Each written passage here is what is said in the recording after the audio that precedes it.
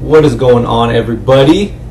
I am took a break. I'm having a Disney marathon with my niece. She's sleeping right now, so I thought, let me crack out some of these topics I got. And this one is, as you see, this whole relationship and being on a break thing. I hate breaks. I hate people who use breaks, because 95% of the time you're not gonna get back together. Okay, it's just the way it is. If a break has worked for you, then congratulations. But generally does not work most of the time. Here's the thing. I'll start off with the relationship. We'll go into the break. We'll go into the relationship. I'll start with the breakup. Or the break.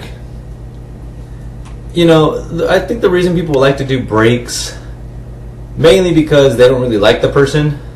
Because if someone says, "Oh, I think we need a break," sometimes it could be because you're fighting too much or shit's going on, and you may just need some time apart. And that's a very good reason. But make sure you tell the person that. Because I've gone on a break with a girl and she thought I left her, and then that's not the easiest thing to explain. So yeah. But I think, with breaks, you have to use them I think sometimes because, you're spending too much time together, and that's a big part of the relationship, to give each other space so you guys can do your things, hang out with your friends. You don't want to feel smushed, you don't want to feel like needy and all that. The thing about the break is, to me, is whenever, in my views and my experiences, when someone says, "I think we need a break," it's basically just saying, "I don't want to be with you anymore." They're just trying to be nice about it. They just don't want to be like, "Yeah, fuck you, I don't want to be with you anymore." That's generally why people do it. Or that's, "Oh, I need a break," and then they don't want to go off and, they want to go out and be with other people. They don't want to be, in a relationship. And me personally, if you want to go on a break, just tell me, "Look, I don't want to be with you," okay? I'd rather you'd, break up, and then that way, like, okay, we're not together anymore. And then and then maybe a week later, 2 weeks later, you're like, "You know what? Wow, I missed you." But the difference is, because you're on that stupid break thing, so it still kind of contains you in things you feel you can do. To me, if you're going to go on a break, it's like, okay, you're still together, you just don't talk to each other. To me, that's what a break is, because you didn't say you want to break up with the person. Like, "Oh, I don't want to be with you anymore. I just think we need a break from each other." Depending on the person, that could mean, "Oh, okay, so we're just gonna, not talk," or whatever. But you see, if you're on a break, or even after you break up with someone, you've been with them for a while, talking to them is not gonna help during that period of time. It's kind of a process, because if you continually try and, "Oh, hey, what's up?" and you guys try to talk, it just makes it worse, because now you guys are missing each other. And the thing is when you're going through that break, you're forgetting about all the things that you're on the break for. Like, you're on the break because you guys were fighting a lot, because he did this, she did that, what have you.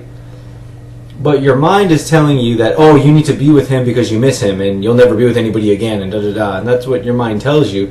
So you block out all of the negatives, and you just, "Oh, I miss you. Okay, let's just get back." And then, nothing gets solved because you guys don't talk about it. I would much rather talk in person if I had a problem, or on the phone.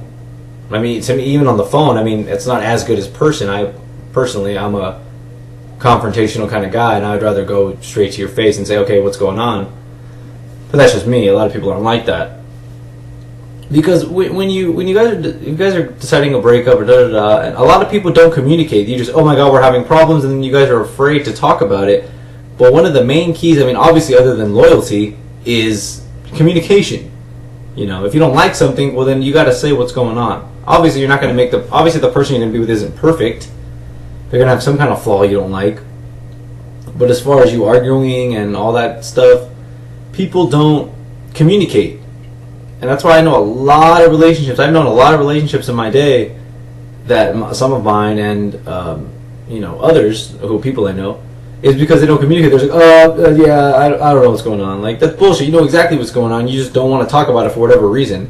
You can't be with somebody and not talk to them about important shit. It's not all about the fun and games and all that. You know, I had a buddy. This the reason I'm making this because I had a buddy who came up to me. He's a look, man. He's like, she wants to go on a break. He's a nice dude, nice guy, good guy, got everything set for him. But this girl, I don't really know her that well, but I kind of was fishy about her when I first met her. And she said, "Oh, I just need a break and da da da." And I was like, "Well, what happened?" I was like, "Were you guys fighting or arguing?" No. Then she wanted to break up with them. She just didn't have the balls to say it.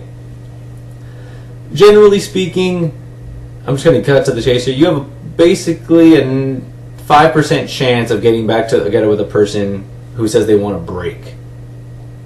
A lot of the times they say they want a break is because, you know, they just want to see what's going to happen, or, oh, I just want to, I want to see what's out there. Well, fuck that. If you want to see what's out there, well, then we're not together anymore. Because you can't be with somebody while you're looking for somebody else. You know, that's retarded. Now, I'm not saying if you're with somebody and you meet somebody just out of the blue and you're like, wow, you know, this person, because that happens, you know. It's happened to me where I was with someone and then I met someone who I thought was better, and I lasted with her for a while, but, you know, I mean, it didn't work out, whatever. But just you got to take some chances like that. But that's a very, very specific reason to go and do that.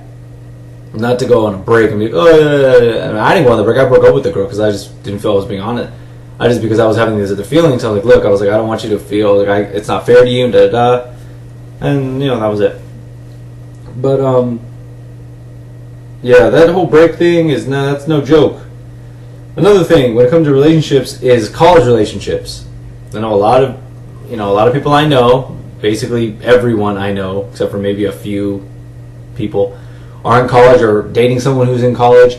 Now, when I say college, I don't mean a junior college. Okay? If they're still in your area, I don't mean that. That's not college.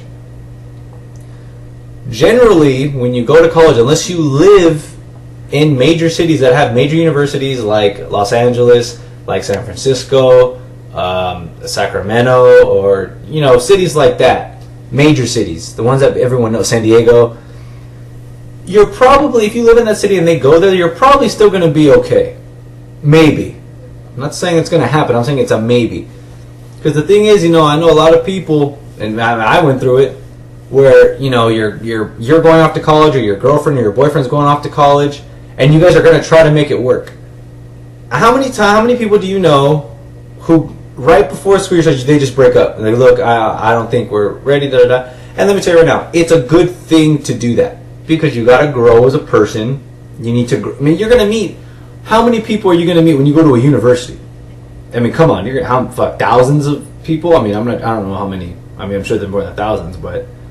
You know, they're going to meet people every day because there's so much going on. And then when they're, not even that in school, but when they go out and party, you know, at frats, and they're going to meet more people who don't go to the school. When they go out to bars, they're going to meet people in the city. Especially if you live in a city like Los Angeles. You have, Pasadena around you.